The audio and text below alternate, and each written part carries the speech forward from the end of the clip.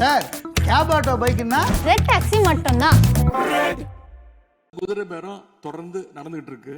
இந்த குதிரை பேரம் கழுதை பேரம் என்பதை பற்றி எல்லாம் பேசுவதற்கு இடமல்ல இது. ஐயா, மாண்புமிகு பேரவைத் தலைவர் அவர்களே, பேசுங்க. மாண்புமிகு பள்ளிக்கல்வி அமைச்சர் பேசுங்க. எல்லா வானிலை மாற்றங்களுக்கும் பெஸ்டா இருக்கும் இந்த ரூபிலெக்ஸ் பெயிண்ட்ஸ். வர்ணம் பூசுவதற்கு மட்டுமல்ல, உங்கள் வீட்டை பாதுகாக்கவும் ரூபிலெக்ஸ் பெயிண்ட்ஸ். மாண்புமிகு பேரவைத் தலைவர் அவர்களே, இந்த அரசின் முன்னாடி இவ்வளவு பிரச்சனைகள் இருக்கு, ஏகப்பட்ட பிரச்சனைகள் இருக்கு. இதையெல்லாம் தீர்க்க முயற்சி பண்ணாம அடுத்த கட்சி ஆட்களை இழுக்கிற வேலையை தான் நீங்க எல்லாம் முழுவீச்சில் செஞ்சுக்கிட்டு இருக்கீங்க. இந்த அரசின் மீதான நம்பிக்கை வாக்கெடுப்பின் போது நான் குறிப்பிட்டு சொன்னேன், புதுமையான ஆட்சின்னு சொன்னீங்க, கடைசியில புஷ்பா பட ஆட்சியை கொடுத்துருக்கீங்கன்னு குறிப்பிட்டு பேசியிருந்தேன். அந்த அளவுக்கு குதிரை பேரம் தொடர்ந்து நடந்துகிட்டு இருக்கு. அப்படி பேசின அப்புறமாவது எதிர்கட்சி தலைவர்களுக்கு இந்த குதிரை பேரம் கழுதை பேரம் என்பதை பற்றி எல்லாம் பேசுவதற்கு இடமல்ல இது. ஆதாரம் இல்லாமல் எந்த பேரத்தை பற்றி பேசுவதை நான் அனுமதிக்க முடியாது. அடுத்த இதுக்கு போலாம். 3 சீட்டர் சோஃபா, 3 சீட்டர் சோஃபா இன்னைக்கு 5 சீட்டர் சோஃபாவா அப்கிரேட் பண்ணிருக்கீங்க. ஏற்கனவே சோஃபா அனுப்பி அடுத்த கட்சி எம்எல்ஏக்கெல்லாம் இழுத்துக்கிட்டு இருந்தீங்க. இன்ஸ்டா மார்ட்ல பொருட்களை வாங்குற மாதிரி இன்ஸ்டன்டா எம்எல்ஏக்களை வாங்கிட்டு இருக்கீங்க. வாங்கி ராஜினாமா செய்ய வச்சு விட்டு இருக்கீங்க.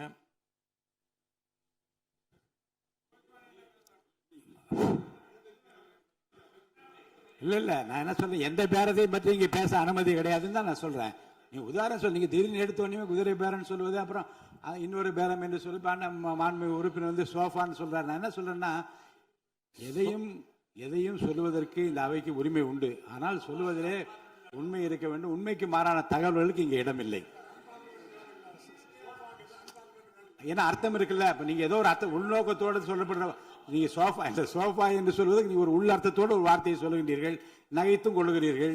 அப்ப மக்கள் அதை பற்றி என்ன நினைப்பார்கள்? சற்று விளக்கமாக ஆதாரம் இல்லாமல் சொல்லப்படுகிற எந்த வார்த்தைக்கும் எந்த குறிப்புக்கும் இங்க இடமில்லை. மாண்புமிகு எதிர்க்கட்சி தலைவர், நீங்க தொடர்ந்து பேசலாம். ஊழல் சக்தின்னு சொல்லிட்டு அதே எம்எல்ஏக்களுக்கு இன்னைக்கு ஒரு மச்சத்தை மட்டும் வச்சுட்டு இன்னைக்கு தூய சக்தியா நீங்க மாத்திட்டீங்க.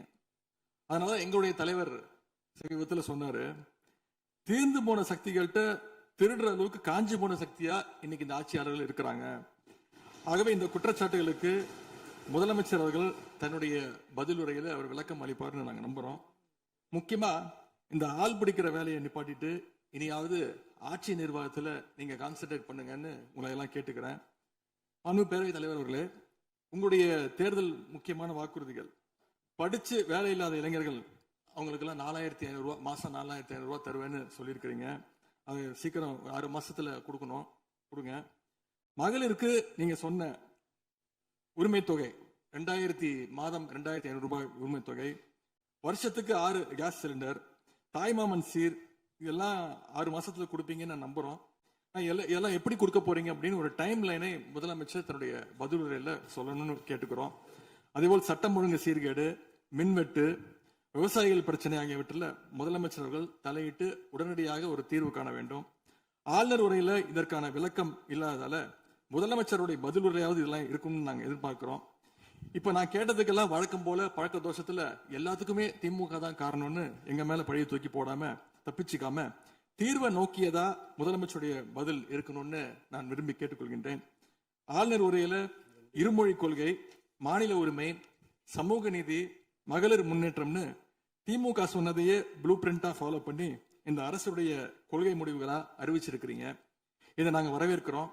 மற்றபடி ஆளுநர் உரையில தமிழ்நாட்டுடைய வளர்ச்சிக்கான ரோடு மேப் எதுவும் இல்லைன்னு கூறிக்கொண்டு முழுக்க முதலமைச்சருடைய புகழுரையாகத்தான் இந்த ஆளுநரை அமைஞ்சிருக்குன்னு சொல்லி வாய்ப்புக்கு நன்றி கூறி விடைபெறுகின்றேன். நன்றி, வணக்கம். பேரவையின் இந்திய நிகழ்ச்சிகள் இத்துடன் முடிவுற்றன. மாண்புமிகு பள்ளி கல்வித்துறை அமைச்சர் பேசுங்க. ஐயா, மாண்புமிகு பேரவைத் தலைவர் அவர்களே, பேசுங்க. மாண்புமிகு பள்ளி கல்வித்துறை அமைச்சர் பேசுங்க. உட்கார்.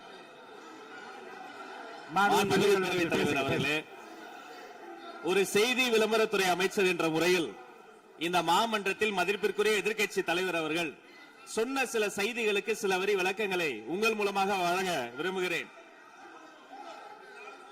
தன்னுடைய பேச்சிலே மாண்புமிகு எதிர்க்கட்சி தலைவர் அவர்கள் சில விளக்கங்களை ஆக்கப்பூர்வமாக ஆதாரத்தோடு கூறியிருந்தால் அதை குறிப்பெடுத்து அதன்படி இந்த தமிழ்நாடு அரசு தன்னுடைய திசைவழி போக்கை சரியான முறையில் செலுத்திக் கொள்ள தயாராக தான் இருக்கிறது.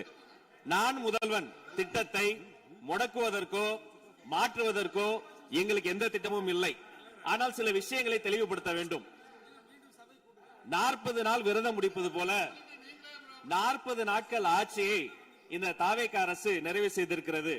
இந்த 40 நாட்களும் பார்த்து விட்டேன், ஏமாற்றம் மட்டும்தான் மிச்சம் என்று அவர் சொன்னார்.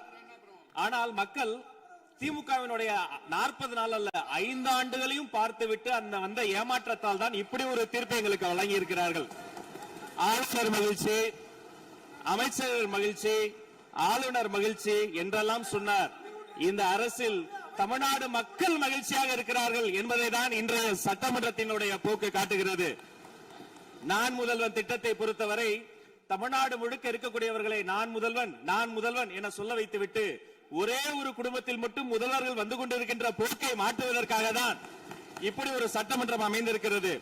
தமிழ்நாடு வரலாற்றில் முதல் முறை முதலமைச்சர் மட்டுமல்ல, மாண்புமிகு சி ஜோசப் விஜய் அவர்கள் முதல் முறையிலேயே முதலமைச்சராக இருக்கிறார். அவருக்கு பிறந்தநாள் வாழ்த்துக்களையும் சொல்லிக் கொண்டு, நிதி ஆயோக் கூட்டத்தில் மாண்புமிகு முதல்வர் சொன்னதெல்லாம் 40 நாட்கள் நீங்கள் செய்திருக்க முடியாது, அது திமுக தான் காரணம் என்று சொன்னார்கள். நானும் அதை தான் சொல்கிறேன். இன்று அவர் சொன்ன சட்டம் ஒழுங்கு, போதை பொருள் எல்லா பிரச்சனைக்கும் 5 ஆண்டு காலமாக அவர்கள் செய்த திமுக ஆட்சிதான் காரணமாக இருக்க முடியும் என்பதையும் சுட்டிக்காட்டிக் கொள்கிறேன். பள்ளி மாணவர்கள், ஒரு கல்வித்துறை அமைச்சர் நான், பள்ளி மாணவர்களினுடைய புத்தக பையிலே அன்றைய முதல்வர் ஸ்டாலின் படத்தை நாங்கள் போடவே இல்லையே என்று பெருமையாக சொன்னார். அப்புறம் ஏன் சார் லேப்டாப்ல மட்டும் அந்த படத்தை போட்டீங்க?